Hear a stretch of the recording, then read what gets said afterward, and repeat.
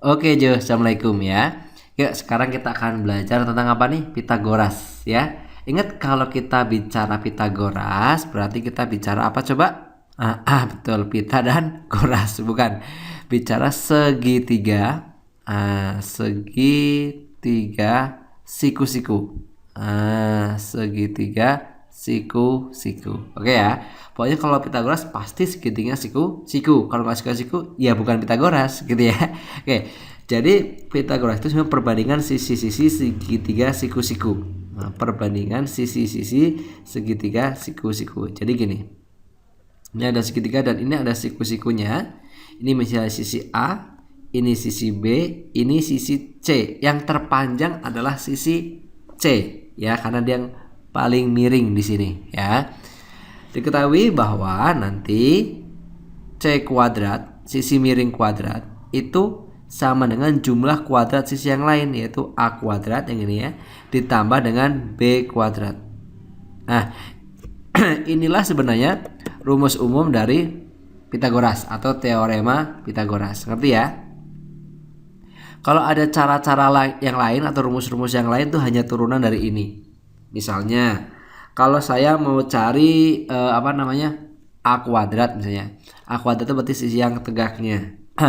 A kuadrat itu adalah berarti sisi yang miringnya. C kuadrat dikurangin B kuadrat. Ya, ini kan tinggal digeser ke sini ya. Berarti A kuadrat sama dengan C kuadrat kurangin B kuadrat gitu ya. Begitu juga dengan B kuadrat. B kuadrat itu berarti artinya C kuadrat kurangin dengan A kuadrat. Udah seperti itu. Paham ya? Sip. Nah, itu namanya Pitagoras. Atau nanti kalau kita dicarikan C-nya, berarti C-nya kan akarnya kuadratnya hilang, berarti yang kanan tinggal dikasih akar, yaitu akar A kuadrat tambah B kuadrat gitu ya.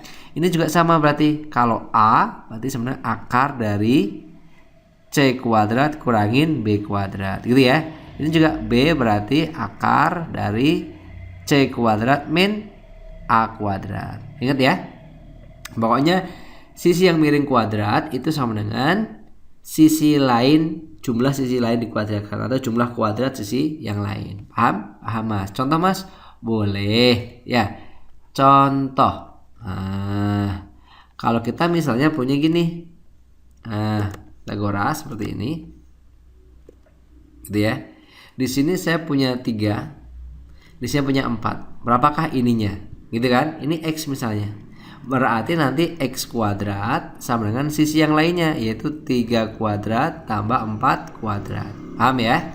Atau X kuadrat sama dengan 9 tambah 16.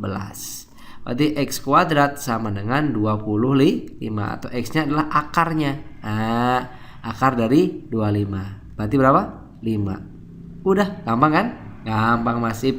Itu kalau ditanyakan sisi miringnya. Kalau ditanyakan misalnya contoh yang berikutnya ya. Gini. Saya punya gini. Saya punya gini. Saya punya gini. Oke. Saya punya di sini 13 misalnya. Terus di sini saya punya 12.